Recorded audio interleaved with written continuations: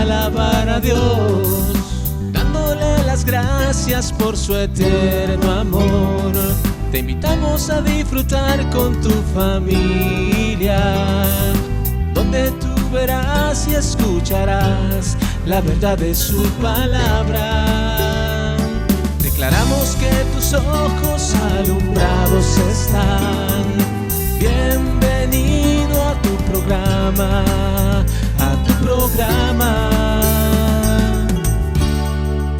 renovando el entendimiento.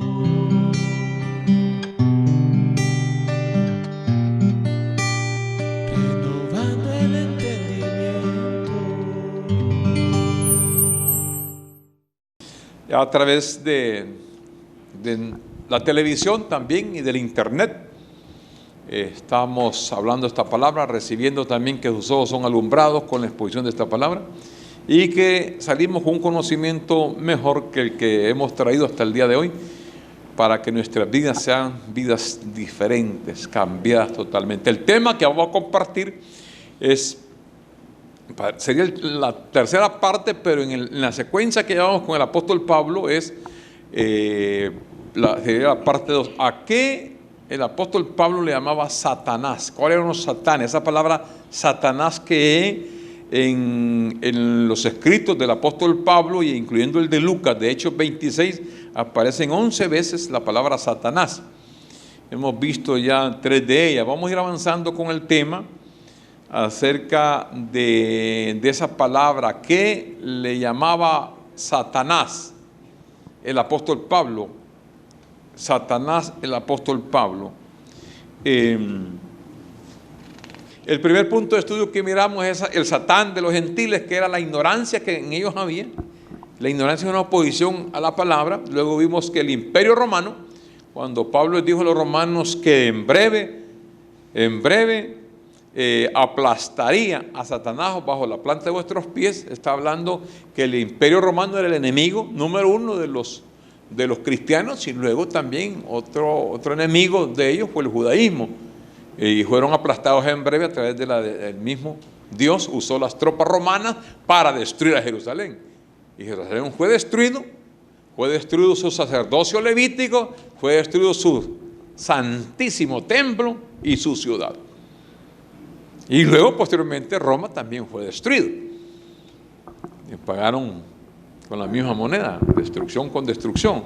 Ese imperio fue destruido. Y luego vimos también que cuando Pablo dice que hay que entregar a un muchacho a Satanás, a la obra de la carne, porque él estaba en fornicación, vimos la adversidad que había. Ahora miremos este punto de estudio para iniciarnos ahora, esta tentación en 1 Corintios capítulo 7, versículo 5. Este Satanás, vamos a verlo. Nuestro primer punto de estudio es este Satanás que habla 1 Corintios 7:5. El apóstol Pablo les dice: no os neguéis el uno al otro, hablando del matrimonio, a no ser por algún tiempo de mutuo consentimiento, para ocuparos sosegadamente en la oración, y volved a juntaros uno a otro, para que no os tiente Satanás a causa de vuestra incontinencia. Hay una separación por motivos de oración, que se pueden ir largo la pareja, estar allá, entonces tenían que volverse a juntar. ¿De qué está hablando de juntarse? La palabra allí, y lo mismo, la palabra que habla juntaros, es volver la pareja a tener relaciones sexuales, porque de eso que está hablando, porque es instrucciones para el matrimonio. Y de ahí donde aparece la palabra Satanás, para que no os tiente Satanás. O sea, si usted lo ve así, de momento el versículo es, mire, ahí hay que tener cuidado, hermanos, porque Satanás lo va a tentar, porque así dice ahí, para que no os tiente Satanás. Cuando no se entiende la palabra Satanás, se ve entonces que puede ser un espíritu que va a entrar en la pareja y lo va a tentar. ¿Tentar a qué? Que si el hombre está allá y la mujer está acá, entonces la mujer va a decir: por mientras viene mi esposito, ¿qué está haciendo? Una tentación. Entonces vamos a ver básicamente eso de tentar, porque allí dice Satanás. Entonces vamos a ver quién es el Satanás, ¿verdad? O el hombre allá en otro lugar, dice, ya lleva 2 meses, el hombre está allá, que ocupa la señora, y entonces lo puede tentar Satanás allá con otra doña, ¿verdad? Y a la señora acá lo puede tentar Satanás con otro don. ¿Verdad? Entonces por eso es bien fascinante el estudio de la palabra, por ver esa terminología que la gente puede estar esperando. Entonces, ¿de qué está hablando Pablo ahí para que se vuelvan a juntar para que Satanás nos tiente? Está hablando de que puede entrar ella en adulterio, en fornicación, que esos son obras de la carne. Entonces, ¿quién va a tentar? Pero vamos a verlo bíblicamente, el contexto de qué está hablando allá. Miremos entonces el caso de 1 Corintios, allí más despuesito, fíjese bien, más despuesito del 1 Corintios 7 al capítulo 10, 1 Corintios 10, 1 Corintios capítulo 10, mire el versículo 13 y luego le damos más énfasis a otro texto más. Estos son contextos acerca de la tentación, para que miremos entonces quién es el que tienta, porque ahí dice, para que no os tiente Satanás. Entonces la gente dice, mire, Satanás tienta, porque se desconoce quién es Satanás. Mire lo que dice, 1 Corintios 10:13. No os ha sobrevenido ninguna tentación. Diga, ninguna tentación. Que no sea. ¿Qué dice ahí entonces? Que toda tentación es humana. ¿Hay tentaciones sobrehumanas? No dice la palabra. Toda tentación es humana. Humana. Pero fiel es el Señor, que no os dejará ser tentado más de lo que podéis resistir, sino que dará también juntamente con la tentación la salida para que podáis soportar. Muy bien. Entonces, primer punto, toda tentación es humana. Entonces, cuando dice, y Satanás, para que Satanás no os tiente. Entonces ya empezamos a ver que ese Satanás es humano. Quien está tentando es algo humano, algo de carne. Vamos ahora a Santiago capítulo, otro contexto. Santiago capítulo 1, versículos 13 y 14. 2 versículos básicos que hay que atenderlos muy bien. Cuando alguno es tentado, no diga que es tentado de parte de Dios. Entonces tampoco Dios tienta. Porque Dios no puede ser tentado por el mal, ni Él tienta a nadie. Tampoco Dios tienta a nadie. Mira el versículo 14 para ver la raíz de donde surge la tentación. Sino que cada uno es tentado. Diga cada uno. Diga cada una. Es tentado cuando de su, diga propia, cuando de su propia concupiscencia o de su propia naturaleza adámica, carnal, es atraído y seducido. Entonces, cuando dice Pablo, para que Satanás no os tiente, está hablando de la concupiscencia de la misma persona. Cuando está separado el matrimonio, cuando está en largo, entonces dice Pablo, traten de juntarse luego, para que la concupiscencia que andamos cada uno de vosotros. Cada uno porque la cargamos dentro. Eso está dentro. Eso para vaya donde vaya, va a andar usted su concupiscencia. Esa es la que jala. Esa es la que jala. Entonces Entonces, ¿cómo la controla? Volviéndose a juntar. Volviéndose a reunir. Entonces, la tentación como que la deja reposar un tiempito. Pero si se vuelve a hacer la misma operación, hay que hacer la misma operación. Entonces, fíjese bien. Satanás es la obra de la carne, es la parte opositora, es lo que se opone. Vamos a Gálatas 5, 17. Vamos al 16, miremos el 16 también. Gálatas 5, 16 y 17. Otro contexto que acompaña mucho para ver la obra de Satanás, la obra concupiscente, lo que está dentro de la persona. Digo pues, andad en el Espíritu y no satisfagáis los deseos de la carne. Quiere decir que una persona que anda en el Espíritu, no da lugar a la tentación de Satanás. Porque el deseo, porque ahí habla de los deseos de la carne, porque el deseo de la carne es contra el Espíritu. Y el Espíritu también tiene otros deseos que es contra la carne. Y los deseos del Espíritu y los deseos de la carne se oponen entre sí. Esa es la palabra Satanás, la oposición. El deseo del Espíritu se opone al deseo de la carne. El deseo del Espíritu es que usted no esté en adulterio ni fornicación. Ese es el deseo del Espíritu. Pero el deseo de la carne es andar en adulterio y fornicación. Mire entonces el deseo de la carne. Va más abajito, al 19. Y comienza con esos dos. Y manifiestas son las obras de la carne, que son adulterio, fornicación. Entonces, para que Satanás no os tiente, volveros a juntaros, ¿verdad?, para no darle lugar a esa tentación. Ese Satanás es el deseo de la carne,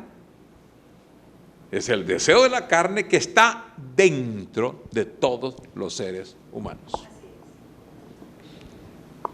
De todos los seres humanos. Vamos al punto número 2 del estudio. Vimos entonces que la tentación de Satanás es la misma carne, es la misma obra de la carne, que no hay que dar, como dijo Pablo en Romanos 4:20, en Efesios 4:27, ni deis lugar al diablo. No deis lugar a la carne. Vamos a 2 Corintios 2:11. 2 Corintios capítulo 2, versículo 11. Para que Satanás, este es otro punto de estudio de la palabra Satanás, para que Satanás no gane ventaja alguna sobre nosotros, pues no ignoramos sus maquinaciones. ¿De qué el apóstol está hablando ahí? Para que Satanás no gane ventaja alguna. El contexto de este texto lo encontramos en los versículos anteriores. Leamos los versículos 5 en adelante, del mismo capítulo 2, del 5 en adelante. En la primera carta que Pablo escribe a los Corintios, en el capítulo 5, Pablo habla de un muchacho que hay que entregarlo a Satanás. ¿Se recuerda? Para la destrucción de la carne. Entregarlo a Satanás para la destrucción de la carne porque él estaba viviendo con su madrastra. Eso Pablo lo vio totalmente incorrecto, porque a ese acto, ni aún entre los gentiles paganos, los gentiles siempre eran paganos, pero entre los gentiles ni aún esas cosas se hacían. No digamos aquí en la iglesia, dijo Pablo. Si no se acepta, no se tolera un caso de eso fuera, aquí adentro peor. Entonces, ¿qué vamos a hacer, Pablo? Yo no estoy presente, pero con mi espíritu presente, el tal se ha entregado a Satanás para la destrucción de la carne, a fin de que el espíritu sea salvo en el día del Señor. Porque la carne es la carne y el espíritu es el espíritu. Entonces, ahí se elimina toda aquella mentalidad que la gente dice, no, es que la salvación se pierde, hermano. ¿Por qué se pierde la salvación? No, por un acto carnal. No, es que la carne comete sus actos y paga las consecuencias. El espíritu siempre es salvo, siempre es del Señor. Porque el espíritu no tiene nunca, está separado de la carne. Es una obra de la carne. El espíritu, dijo Pablo, es salvo, pero la carne va a sufrir sus consecuencias. Entonces, esa entrega a Satanás era que no podía permanecer más entre los santos este muchacho, porque podía entrar allí en ventaja. Y allí iba a entrar, que sería el otro estudio, el siguiente punto, donde Satanás, esa maquinación de Satanás, no ganara ventaja. Entonces, miremos, entonces en la segunda carta del apóstol Pablo, el muchacho fue entregado a Satanás. Entonces, ¿qué era esa entrega? Al no admitirlo, él iba a comenzar a consumir la carne de él. ¿Qué era consumirse la carne de este muchacho? Lo iba a consumir la tristeza, la aflicción al estar separado. Como cuando un padre de familia al niño lo disciplina y le quita un montón de privilegios de la familia. Él se entristece. ¿Y qué pasa cuando él se entristece? Al final todos están tristes. Hasta el mismo papá que le digo, no, ni duerme papá, que no, y cuando aún un castigo físico, después le remuerde la conciencia, no le era pegado, el niño está llorando ya, está afligido, no sale del cuarto, le quita. Entonces, ahí hay un consumo de tristeza. Eso es entregarlo a la carne, a Satanás, que es el mismo sinónimo. Entonces, Pablo tiene nuevamente que volver a escribirle a los Corintios la segunda carta. Una carta que está muy personalizada, porque se trata de este caso, básicamente. Entonces dice el versículo 5, pero si alguno me ha causado tristeza, no me la ha causado a mí solo, sino, en cierto modo, por no exagerar, a todos vosotros. Todos vosotros era la iglesia de Corinto. Le basta a tal persona esta reprensión hecha por muchos. La reprensión fue esa, entregarlo a Satanás. Así que al contrario, vosotros más bien debéis perdonarle y consolarle para que no sea consumido de demasiada tristeza. La tristeza lo estaba consumiendo. Estaba entrando en una etapa muy complicada a él. Entonces Pablo tiene que decir lo siguiente en el versículo 8, por lo cual habla de un ruego ahora. Habla de un ruego, por lo cual dice, os ruego que confirméis el amor para con él. O sea, tenía que haber una confirmación de que ellos le habían la confirmación del amor es el perdón. O sea que la prueba del amor es el perdón. Sí, porque usted dice, usted perdona, pero no prueba eso. Si usted perdona, tiene que probarlo. ¿Y cómo lo prueba? Con el perdón. Con el amor, perdón. El amor, con el amor perdona, porque el amor lo demuestra. Y hace un ruego entonces, dice que confirméis el amor para con él, porque también para este fin os escribí. Fíjese el fin de la carta. Para tener la prueba de si vosotros sois obedientes en todo. Y al que vosotros perdonáis, yo también, porque también yo lo que he perdonado, si algo he perdonado, por vosotros lo he hecho en presencia de Cristo. Ahí entra el versículo 11. ¿Para qué? Para que Satanás no gane ventaja alguna sobre nosotros, pues no ignoramos sus maquinaciones.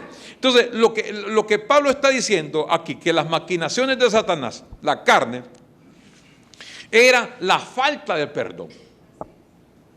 Era una maquinación de Satanás. ¿Qué era ese Satanás?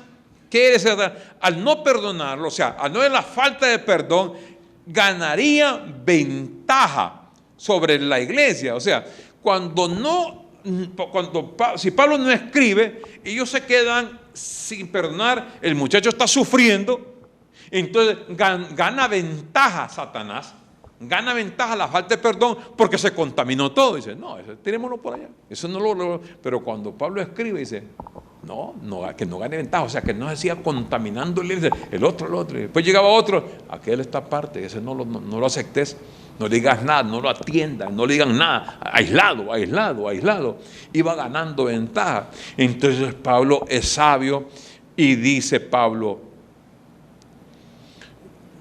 yo y ustedes, toda la iglesia y yo, no ignoramos. ¿Qué dice? Las maquinaciones de Satanás. No ignoramos las maquinaciones de la carne. Ahora fíjese bien, si este fuera un personaje, de este caso, un personaje espíritu, un lucifero, alguien que anda en los aires y que se mete, entonces, ¿cuáles serían las maquinaciones de un ángel? La pregunta es la siguiente: ¿puede un espíritu tener maquinación? Porque un ángel es un espíritu, no tiene cuerpo. Entonces, en la palabra me enseña a mí que para que haya una maquinación, la palabra maquinación es un pensamiento que se fabrica en la mente, es un plan, es un complot, una intención que posteriormente se manifiesta en la carne. Entonces, maquinación es un plan, es un pensamiento, es un complot que se está haciendo contra alguien. Pregunto, si Satanás es un ángel que se mete, ¿cómo el ángel maquina? Para maquinar, para pensar que ocupa un espíritu, estar en un cuerpo. El cuerpo tiene cabeza, la cabeza tiene mente, y ahí maquina. Entonces, ahí con esta declaración que se está maquinando y es un Lucifer, un espíritu en los aires, con esta declaración inmediatamente se descarta que es un espíritu volátil. Porque para maquinar, ese fue el caso del querubín de Ezequiel 28. Tenía maquinaciones. La gente, mire, aquí está el querubín, el ángel. Un ángel no maquina porque no tiene cuerpo. Para maquinar usted ocupa cuerpo, porque ahí está el entendimiento, ahí están los sentidos, ahí están los pensamientos. Entonces, para que exista una maquinación tiene que existir un cuerpo, cabeza, mente. Ese complot fue el mismo que hicieron aquí tengo dos casos yo de un complot. El caso de Jesús, que dice Mateo 26, que 26 del 2 al 5, rápidamente, solo para tener mención de lo que es un complot. ¿Qué es un complot? Mire lo que dice Mateo 26 del 2 al 5.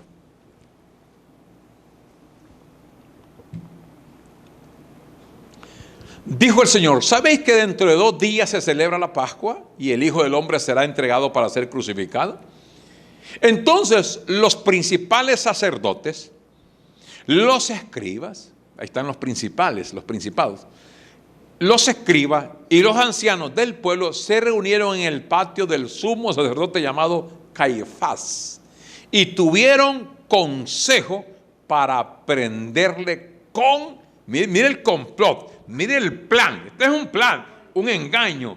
Dice, tuvieron consejo para prender con engaño, así lo prendieron, con engaño a Jesús y matarle. Pero decían, no durante la fiesta, para que no se haga alboroto en el pueblo. Ese es un plan, ese es un complot que ellos. ¿Y quiénes eran ellos? Espíritus voladores los que estaban haciendo ese complot. Los principales. ¿Principales qué? Sacerdotes.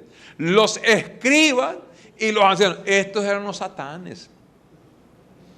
Estos son los satanes de Jesús. Miremos los satanes de Pablo en Hechos 23:12, el complot contra Pablo ahora. Estoy aclarando lo del complot porque es maquinación. La maquinación es de un ser humano. Mira lo que dice Hechos 23:12. Complot contra Pablo es el título. Venido el día, algunos de los judíos, seres humanos, tramaron un complot y se juramentaron, o sea, juramos y juramos todos aquí, se juraron bajo maldición. Mire qué mente más perversa. Esa es maquinación, es un hecho negativo, diciendo que no comerían ni beberían hasta que hubiesen, la misma historia de Jesús, hasta que hubiesen dado muerte a Pablo. Me gusta el 13 por la cantidad que habla. Eran más de 40 los que habían hecho esta conjuración. Ese es un complot, una maquinación. Entonces, vemos entonces que toda esa maquinación es de personas, de seres humanos, y Pablo alerta a la iglesia para que las maquinaciones de Satanás, ese complot, no agarra ventaja contra el hermano, porque entonces se iba a destruir la iglesia, porque hay un espíritu de contaminación. Pablo manda a limpiarse de todo espíritu de contaminación, de toda contaminación. Entra una cosa negativa y contamina a todos. Mira. Y eso la gente lo riega, y usted sabe que lo negativo es una pólvora. Eso lo agarra mundo, y entonces se destruye la iglesia, se destruye por un caso. Y Pablo dice, no, hasta aquí nomás, pongamos el alto a las maquinaciones de Satanás, porque todos estaban maquinando. En la mente de este muchacho no lo vamos a aceptar. ¿Para qué lo vamos a aceptar? Si este estaba viviendo con su madrastra. Aquí, o sea, cuando hay un legalismo, una denominación, se pone en serio. No, esa muchacha la vimos con otro. Aquí le está bebiendo cerveza. No lo acepte, pastor, póngalo en disciplina. Entonces, eso es una maquinación de Satanás y contamina, de tal manera que en vez de reinar el amor, la paz y la tranquilidad, lo que reina es el odio, porque lo que va buscando es odiar. Porque a la gente le mete un poquito, imagínense, queriendo apagar fuego con gasolina. Entonces le mete y todo se riega. Por eso dijo Pablo, nosotros no ignoramos las maquinaciones. Vamos a parar en alto esto, amemos al hermano, quitémosle lo que habíamos hecho, porque también, así como él está consumiendo tristeza, también nosotros nos estamos afectando. Aquí queremos estar en paz con todos. Y venga, después cuando le escribe a los romanos, en cuanto depende de ti, dice, estar en paz con todos, porque no conviene que allá afuera hay de todo, pero en un grupo de la iglesia, lo que es la iglesia, los santos, la gente, no puede haber en esas situaciones. Pablo nunca estuvo de acuerdo que hubieran detalles allí unos con nosotros. Vamos al número 3. Segunda a los Corintios 11, 14. Segunda a los Corintios capítulo 11, versículo 14 ahora. Vamos a ver este Satanás. Vamos a ver este Satanás de aquí. Y no es maravilla, porque el mismo Satanás se disfraza como ángel de luz. Vamos a ver este Satanás, de qué Satanás, porque ese es el tema, de qué Satanás Pablo habla en sus versículos. Cuando usa la palabra Satanás. Hemos visto ya varios casos. Este es otro caso, y no es maravilla, porque el mismo Satanás se disfraza como ángel de luz. Miremos los versículos. Y no es maravilla, o sea, ustedes no se maravillan de que esto está haciendo Satanás, porque esto ya lo ha hecho en otras ocasiones. Que el mismo Satanás se disfraza como ángel de luz. Fíjese bien, si usted lo pone así, en el contexto de todo el mundo piensa que Satanás es un ángel de luz. Fue el Lucifer, el hijo de la mañana. Entonces, ¿para qué se va a disfrazar Satanás si es un ángel de luz? Ahí nomás póngale un poquito de lógica. En sentido común. Si es ángel de luz, ¿para qué disfrazarse? Entonces, ve usted que es un disfraz. Ahorita, para esta fiesta de Halloween, van a aparecer un montón de disfraces. La gente se pone máscaras de zombies, de muertos, de Drácula, ¿usan qué? ¿Cómo se llama eso? ¿Qué se pone? Disfraz. Diga disfraz. Es lo que se pone. ¿Para qué se pone eso? Para ocultar su persona. ¿Quién es él? Pero para que no vean quién es él, entonces se pone un disfraz. El disfraz es para que no sepan quién es la persona. Entonces es una apariencia, una forma de ser. Entonces, la clientela que ha tenido el diablo por estos miles de años, estos siglos que han pasado, porque el diablo tiene su clientela. Los clientes del diablo han interpretado este pasaje como una descripción de la naturaleza sutil de un supernatural llamado Satanás o llamado diablo. Entonces, no puede haber una transformación de Satanás si el mismo Satanás es ángel de luz. Entonces se elimina todo ese pensamiento que había acerca de él. ¿Qué es Satanás en este pasaje? ¿Qué es Satanás en este pasaje? Este personaje que aparece aquí no es un ángel rebelde. Estos eran judíos rebeldes. Ya lo vamos a ver. Judíos rebeldes, adversarios que estaban, fíjense bien, minando o socavando la influencia de Pablo en la iglesia de los Corintios. como también no fue en otras iglesias. Cuando Pablo iba a predicar la gracia en una ciudad, digamos en este caso de Corinto, llegaban otros a contrarrestar lo que Pablo hablaba. Entonces Pablo se iba de ir a otra ciudad, digamos a Éfeso. Llegaban a Éfeso este grupo detrás de él contradiciendo lo de Pablo, y hacia Tesalónica, Berea, Judea, todos los lugares donde Pablo iba, iban este grupo de gente. ¿Y cómo lo hacían? Disfrazados. Se disfrazaban para aparentar que ellos eran mejores y que su doctrina era mejor que la del apóstol Pablo. Miremos el contexto ahí. ¿Dónde comenzamos el contexto? En el versículo 2. Este contexto nos habla del celo de Dios por la virginidad de los corintios. Su celo era por aquellos súper grandes apóstoles que estaban haciendo la guerra. Comencemos con el 2. Este es el contexto. Vimos el texto que nos dice que no es maravilla porque el mismo Satanás se disfraza como ángel de luz. No se maravillen de eso, no tiene que ser maravilla. ¿Por qué? Porque ya era un común denominador que todos los judíos siempre andaban persiguiendo la obra del apóstol Pablo. Miremos aquí. Pablo les dice a los corintios: porque os celo con celo de Dios, pues os he desposado con un solo esposo para presentaros como una virgen pura a Cristo. Fíjense la expresión del apóstol Pablo. Eso nadie lo habló. Una iglesia como los corintios, como todos, con carnes desbarajustadas, con situaciones de obras carnales terribles. Y ahora viene Pablo y los presenta como una virgen pura. O sea, una virgen. O sea, es algo santo, algo lindo para el Señor, con todas las debilidades del ser humano. Y Pablo se atreve a presentarlos como una virgen pura a Cristo, presentándolo a Cristo, como les dijo a los de Éfeso: les presento santos, sin manchos, sin arrugas. Si alguien oye eso, decir que usted es santo y santa, nadie lo va a aceptar. Nadie se lo acepta, porque usted dice: no, usted es un hombre de carne y hueso, hermano, usted no puede ser santo. Santo, solo Dios. Pero usted no, ¿cómo ser? Pero como Pablo ha dividido lo que es la carne acá y lo que es el espíritu, y en espíritu la iglesia está santa.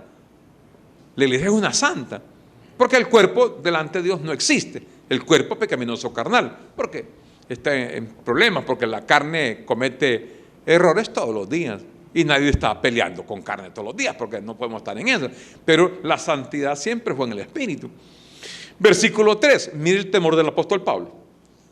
Pero temo, les dice a ellos, que como la serpiente con su astucia engañó a Eva, vuestros sentidos sean de alguna manera extraviados de la sincera fidelidad a Cristo. Pablo llevaba a la iglesia a mantenerse en lo que es Cristo, la confesión de Cristo. ¿Qué fue lo que Cristo hizo por ellos? Cristo hizo esto, amén, lo recibimos, Pablo. Así es, santo, sin mancha, irreprensible, completo, perfecto. Estamos bien, Pablo. Pero tengo un temor, que así como Eva fue extraviada. ¿Qué le extravió a Eva? Los sentidos. ¿Cuáles sentidos? El del ver, el de oler y el de gustar. Cuando vio, dice la gente, la manzana. ¿Había manzana en ese tiempo? La fruta prohibida, el árbol prohibido. Entonces, como dice que lo vio, el sentido de la vista lo extravió, porque si no hubiera visto, mejor no hubiera visto. Pero al ver, es ver. Usted sabe por qué ponen vitrinas en los negocios y ponen cosas enfrente de ellos para que usted los vea. Usted va a comprar una cosa y cuando vea qué bonito este trajecito, y peor si está en oferta, lo llevo. Usted no anda en eso, anda en otra cosa. Pero los ojos lo mataron. La curiosidad. Entonces, mire, tengo un temor, dice Pablo, que ustedes van a ser extraviados de la sincera, porque había una sinceridad en ellos, fidelidad a Cristo. Mire fíjese ahora el Satán, mire ahora los satanes, mire el disfraz, quién lo trae. Mire quién lo trae. Porque si viene alguno, ese alguno eran varios, predicando a otro Jesús, que el que os hemos predicado. Pablo predicaba al Cristo resucitado, ¿se recuerda? Y si viene predicando a otro Jesús, de este que le hemos hablado, o viene con otro espíritu, otra enseñanza, que el que habéis recibido, o otro evangelio que habéis aceptado, mire la expresión, bien lo toleran ustedes. O sea, el celo de Pablo era que ustedes recibieron el evangelio que yo les traje, dice Pablo, pero porque ustedes están tolerando a estas personas que traen y vienen hablando de otro Jesús, en otro espíritu y con otro evangelio. Y les dice, miren, yo pienso, versículo 5, yo pienso que en nada he sido inferior a aquellos super mega grandes apóstoles. ¿Por qué? Porque los corintios al tolerar esta enseñanza estaban minimizando a Pablo y estaban poniendo por grande a los otros. Y dijo Pablo, yo les digo una cosa, yo en nada he sido inferior a ellos. Porque a lo mejor Pablo era tosco en la palabra, o sea, era bien fuerte, pero aunque sea tosco en la palabra, no lo soy en el conocimiento.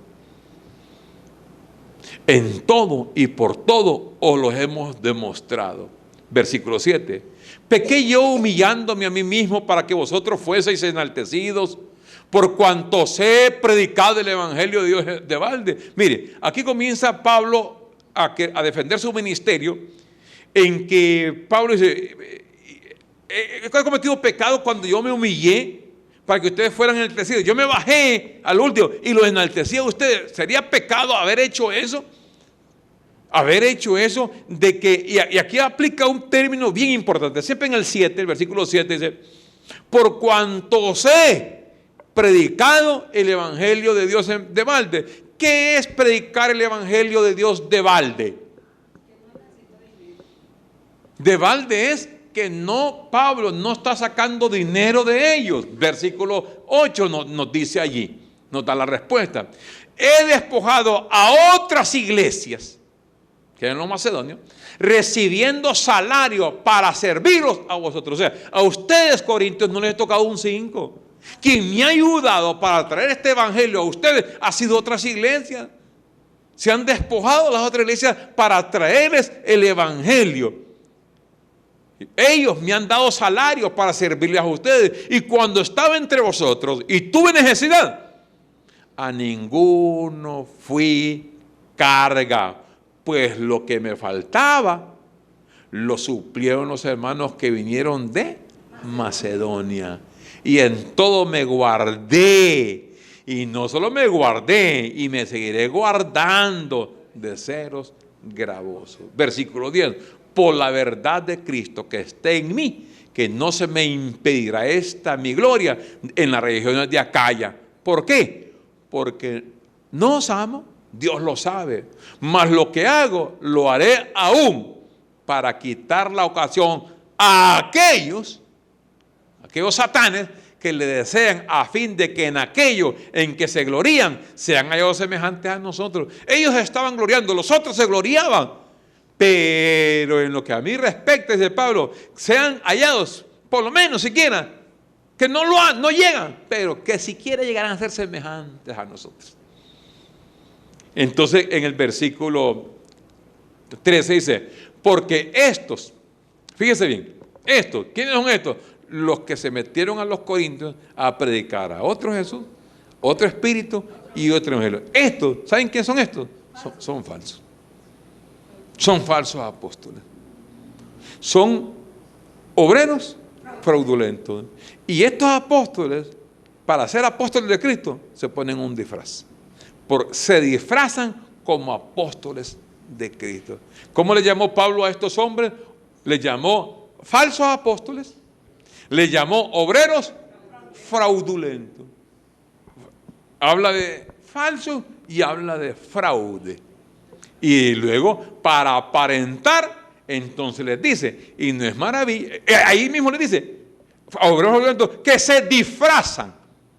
Se disfrazaban para aparentar que eran apóstoles verdaderos y que eran obreros nítidos, obreros limpios, obreros nítidos en el aspecto de que no había en ellos fraude. Pero Pablo dice, son obreros fraudulentos, son falsos apóstoles que para engañarlos se disfrazaron y ustedes cayeron en eso. Los atendieron. Ustedes, corintios, los atendieron a ellos. Le dijeron, sí, está bonito el mensaje. Y haciendo ellos, ¿qué vinieron a hacer ellos? Estos falsos apóstoles, a sacar billetes. ¿Por qué Pablo tiene que decirles que no fue gravoso, nunca les sacó y les predicó el evangelio de balde? Porque ellos se venían con ese son de que, aparentando ese superapostolado, aparentando que eran buenos obreros, le sacaron el dinero a la iglesia. No siente que hay algo parecido por nuestros hermosos tiempos. Y luego le dicen el 14, y no es maravilla, o sea, esto no es maravilla ahora ya, corintios, no es maravilla, porque esto lo han estado haciendo, entonces no se maravillen. Esto no se maravillen, porque el mismo Satanás se disfraza como ángel de luz.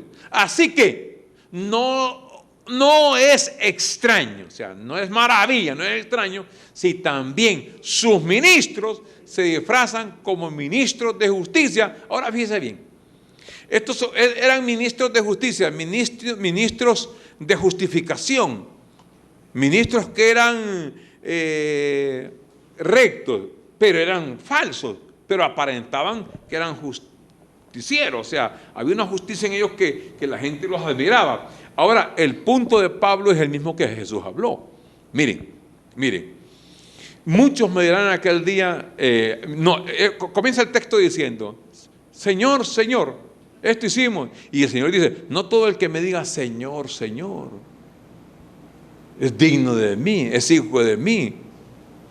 Porque vendrán, y habla de las ovejas y de los lobos. Pablo habla de los mismos lobos y ovejas. Y esto, dice, entonces el Señor dijo, ¿cómo lo identificamos, señores, los que digan, Señor, Señor, somos tus hijos? El Señor dijo, miren, esto es fácil de identificarlo, por sus frutos los conoceréis. Pablo le dice a los corintios, miren, estos son obreros fraudulentos, son falsos apóstoles. Pablo, pero ¿cómo realmente sabemos? Porque son hombres de justicia, Pablo, son hombres que vienen predicando a Jesús, vienen predicando, pero no sabían que era otro. Ese Jesús es el de nosotros. Vienen predicando buena enseñanza, Pablo, el evangelio. Pero dice Pablo, aquí van a chequear ustedes el cómo identificar un falso apóstol, un obrero fraudulento. Y le dice aquí, cuyo fin, la finalidad de un obrero fraudulento y un falso apóstol es conforme a sus obras. ¿Qué era lo que ellos andaban buscando al final? Al final, mire, más temprano que tarde, el disfraz de Satanás cae. El disfraz de los obreros y de los apóstoles cae, porque es inevitable lo que hay dentro de ellos. Porque manifiestas son las obras de la carne, por muy disfrazados, porque ahí lo que está hablando de que están ocultando, la máscara está ocultando su personalidad. Pero más temprano que tarde, esa máscara se va a caer. Ese disfraz se cae. ¿Cuándo, Pablo? Cuando ustedes vean que el fin de ellos es conforme a sus obras. El fin de ellos es su vientre. Así les dijo Pablo a los romanos. Estos, dice, no sirven al Señor Jesucristo, sino sirven a sus propios vientres. Eso se lo dijo a los romanos. A los filipenses dijo, cuyo Dios es su vientre, que solo piensan en lo terrenal. Al final, que le aparentan que Cristo, que Jesús, que la palabra, hermanos, el evangelio, que por aquí, por acá, al final va a ir viendo, se va viendo en ellos que lo que van buscando son sus propios intereses. Y sus intereses siempre terminan en lo material. Esos son falsos, porque el verdadero de Dios no anda buscando lo suyo propio, sino que busca fruto que abunde a la cuenta de los demás. Y lo identifica así. Y el disfraz se le cae. Porque el apóstol verdadero siempre está interesado que haya fruto en la cuenta de la iglesia, en cuenta fruto que abunda. ¿Y cuál es el fruto? El gozo, la paz, la tranquilidad. Pero el hombre se disfraza presentando un evangelio, presentando a un Jesús, presentando un espíritu bueno, un espíritu alegre, sí, que me gusta el pastor, que siempre anda con gozo, que feliz, que pastor médico, y siempre, y ahí lo visita y le hace una llamadita, no, ¿cómo están allá los hermanos? Pero andan buscando siempre el vientre. Andan buscando qué es lo que tienen. Entonces, qué buena es la iglesia, qué bonito. Apariencia, disfraz. Está disfrazado, aparentando. Pero al final, dijo Pablo, su fin será su vientre. Entonces, Pablo tiene que ponerse en una posición de que él dice, aunque estos super grandes apóstoles se creían nomás, pero yo he tratado con ustedes y han visto que aunque sea tosco en la palabra, pero tengo un alto conocimiento. Entonces, en este pasaje, Pablo les habla a ellos que este disfraz que traían, que esa forma de actuar, muy luego iba a caer y iba a quedar descubierto quiénes al final ellos eran. Entonces Pablo tiene que defender su ministerio. Según a los Corintios 10:2, para ver rápidamente. En el 10:2, a un capítulo antes, 10:2, Pablo dice: ruego pues que cuando esté presente no tenga que usar de aquella osadía con que estoy dispuesto a proceder resueltamente contra algunos que nos tienen como si anduviésemos en la carne. Fíjate bien cómo tildaban a Pablo. Pablo era un carnal, pero voy a entrar en un momento, dijo Pablo. Que van a dar cuenta. Pablo se puso enérgico a defender su ministerio. Miremos el versículo 7. De ahí siempre, segundo a los Corintios 10. Miráis las cosas según la apariencia.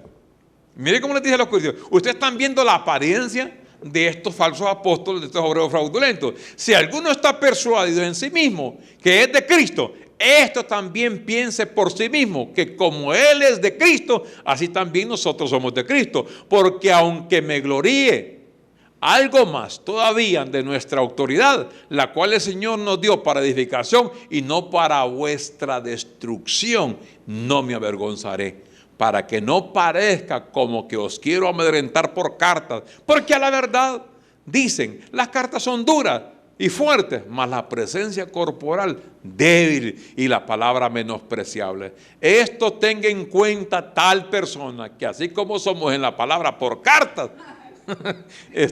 por cartas estamos ausentes, dice, lo seremos también en hechos, estando presentes. O sea, Pablo se levanta porque no estaba de acuerdo que los corintios estuvieron aceptando una enseñanza que los estaba perjudicando a ellos y que el fin de los que andaban en esas misiones evangélicas era el vientre de ellos. Y Pablo tiene que actuar en esa defensa. Volvamos al capítulo 11, segundo de los Corintios 11. Para ver estos versículos, el 19, un poquito el 19 para avanzar. Usted puede leer todo el capítulo. Porque de buena gana toleráis a los necios, siendo vosotros cuerdos. Fíjate cómo le dice. Porque de buena gana toleráis a los necios, siendo vosotros cuerdos. Pues toleráis. Si alguno os esclaviza, si algunos que estaban ellos esclavizando con rudimentos y devorando, quitándole las propiedades y las pertenencias. Si alguno toma lo vuestro, porque en eso era que andaban, si alguno se enaltece, si alguno da de bofetadas, para vergüenza mía lo digo, para eso fuimos demasiado débiles, pero en lo que otro tengo osadía, hablo con locura ahora, también yo tengo osadía. Entonces le expliqué él quién es él. Son hebreos, yo también. Son israelitas, yo también. Son descendientes de Abraham, también yo. Son ministros de Cristo, como si estuviera loco hablo, yo más. Y ahí comienza a decirles, en trabajos más abundantes, en azotes sin número, en cárceles más, en peligros de muerte muchas veces. De los judíos 5 veces he recibido 40 azotes menos uno. ¿Cuántos sería? Multipliquen. 5 por 49, 39. Ya lleva 150 menos 5, 100. 35, sí, 45. 3 veces he sido azotado con varas, una vez apedreado, 3 veces he padecido un naufragio, una noche y un día he estado como náufrago en alta mar, en caminos, muchas veces en peligro de ríos, peligro de ladrones, peligro de los de mi nación, los judíos, peligro de los gentiles, peligro en la ciudad, peligros en el desierto, peligros en el mar, peligros entre falsos hermanos, en trabajo y fatiga, en muchos desvelos, en hambre y en sed, en muchos ayunos, en fríos y en desnudez, y además de otras cosas, lo que sobre mí se agolpa cada día es la preocupación por todas las iglesias. ¿Quién enferma y yo no enfermo? ¿Y a quién se le hace tropezar y yo no me indigno? Si es necesario gloriarse, me gloriaré en lo que es de mi debilidad. El Dios y Padre, nuestro Señor Jesucristo, quien es bendito por los siglos, sabe que no miento. Y allí termina. En Damasco, el gobernador de la provincia, del rey Aretas, gobernaba la ciudad de los damasenos para prenderme. Y fui descolgado del muro con un canasto por una ventana y escapé de sus manos. Este fue el primer ascensor que hubo. Pablo fue descolgado por un canasto porque el rey Aretas lo persiguió. Pablo tiene que presentar todo esto para defender su ministerio. ¿Ustedes creen que me van a ganar a mí estos que andan, estos superapóstoles? ¿Vieron mi currículum? ¿Verdad? El currículum de Pablo. Y entonces se los tuvo que presentar a los corintios para que ellos estaban envanecidos con eso, con lo que ellos. Entonces toledadme, si ustedes creen, atienden a los locos, atiéndame un poco de locura a mí también, hombre. Entonces Pablo hace eso. Vamos al número 4 de nuestro estudio, punto 4. Miremos otro Satanás. Segunda a los Corintios 12 ahora. Segunda a los Corintios 12 ahora. Versículos. Vamos a ver el versículo 7. 7 en adelante. Mire cómo dice. Y para que la grandeza de las revelaciones no me exaltase desmedidamente, me fue dado un aguijón en mi carne, un mensajero de...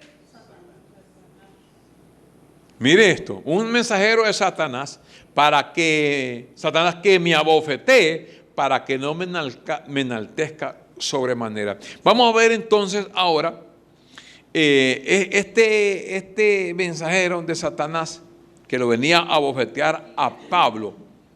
Ese mensajero que Pablo le llama un mensajero de Satanás. Un mensajero de Satanás. O sea, Satanás estaba acá y mandaba un mensajero para que lo abofetee, pero era de Satanás. ¿Para qué vino un aguijón en la carne del apóstol Pablo? Fíjese bien cómo les dice ahí mismo en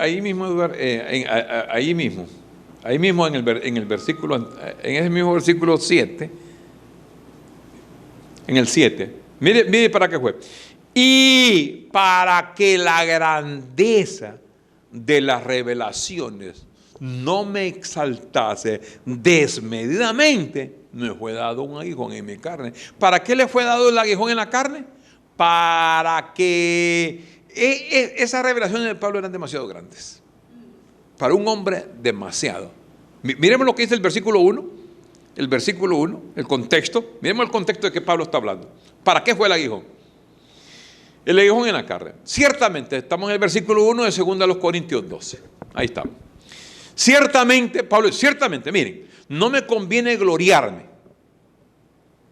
Ciertamente no me conviene gloriarme. Pero, está hablando con los corintios, pero vendré a las visiones y a las revelaciones del Señor. Las visiones y las revelaciones que Dios le dio fueron extremadamente grandes. Pablo recibió esto fue el hombre prácticamente escogido para recibir revelaciones como nunca otro hombre en la Biblia haya existido.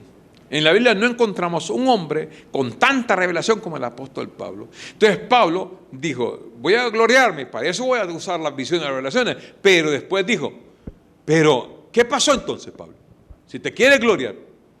Entonces entramos al versículo 7, donde Pablo dice, entonces como estas revelaciones son enormes, son tan grandes, y para que estas revelaciones no me exaltaran demasiado, porque entonces entraría un superhombre me fue dado un aguijón en la carne para mantenerlo quieto, muchacho, quieto, muchacho. No te conviene exaltarte, porque él tenía méritos para exaltarse, no en los sufrimientos que él tenía, porque los sufrimientos los presenta como un caso de decir, ¿ustedes creen que hay hombres apóstoles mejores que yo? Miren lo que yo he pasado. Ahora, eso es en cuanto a carne. Los sufrimientos del apóstol Pablo fueron grandes. No hubo otro hombre que haya sufrido como Pablo. Tanto sufrimiento en esa lista que miramos ahí en Corintios. Pero ahora él dice, pero en cuanto al conocimiento, aquí sí no puedo. Y aquí no puedo sacar mis galones, mis galardones y serme el superhéroe, el super grande. Entonces Dios fue fiel con Pablo y le fue enviado un aguijón que lo abofetea a Pablo permanentemente. Eso fue permanentemente, porque Pablo se está defendiendo de los ataques. La palabra aguijón se refiere aquí, la palabra aguijón, lo vamos a ver bíblicamente, se refiere aquí a un sufrimiento físico. Y eso significa, el concepto que hay es como una estaca puntiaguda que afligía al apóstol. La palabra aguijón es una estaca puntiaguda que se le daba continuamente al apóstol Pablo.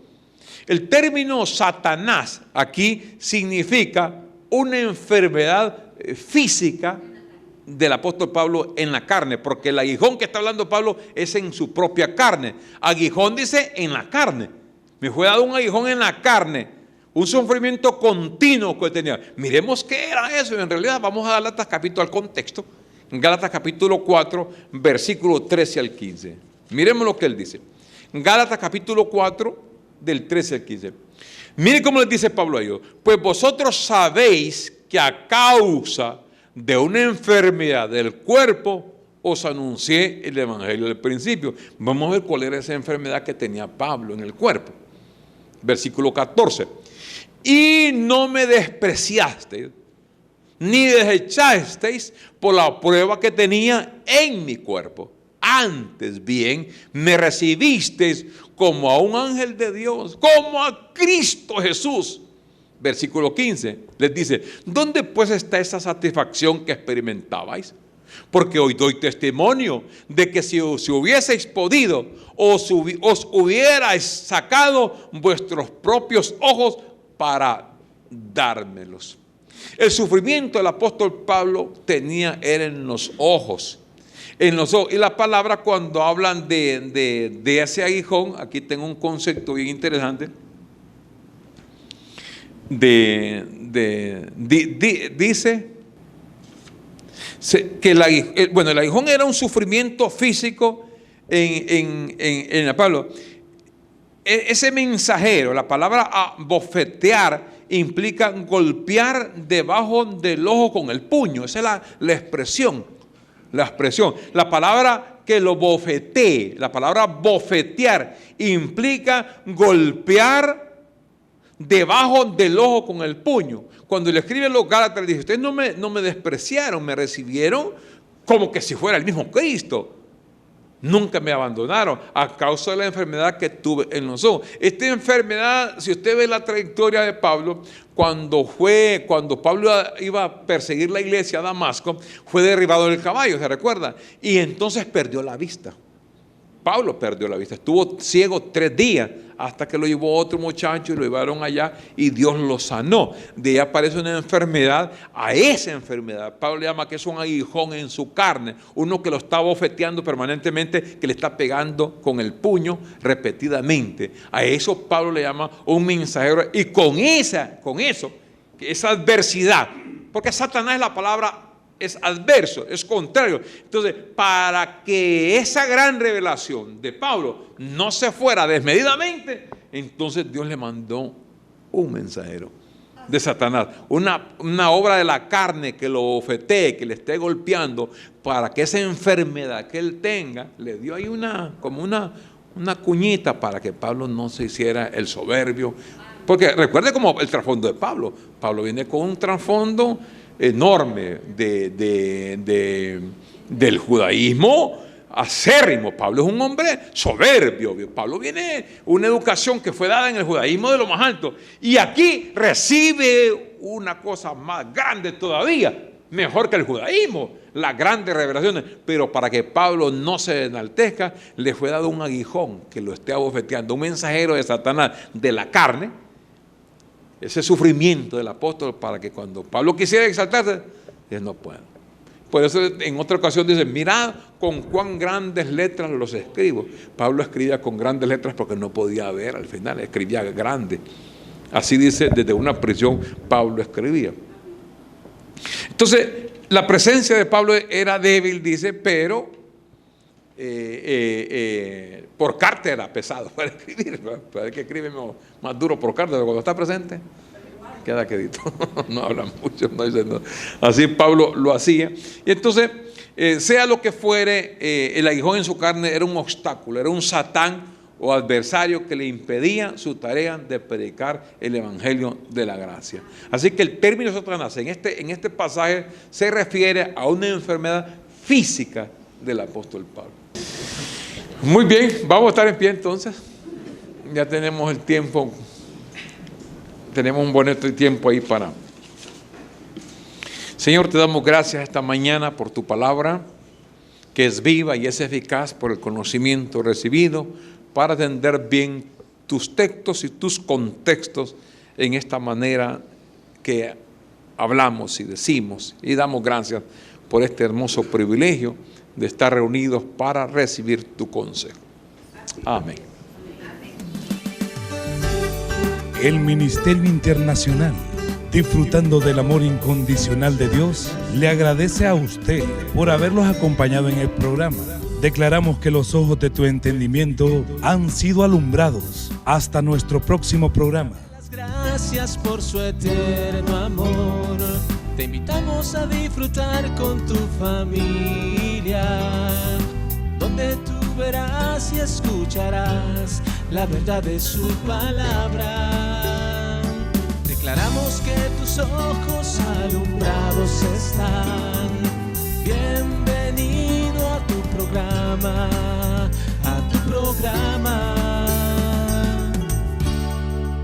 renovando el entendimiento.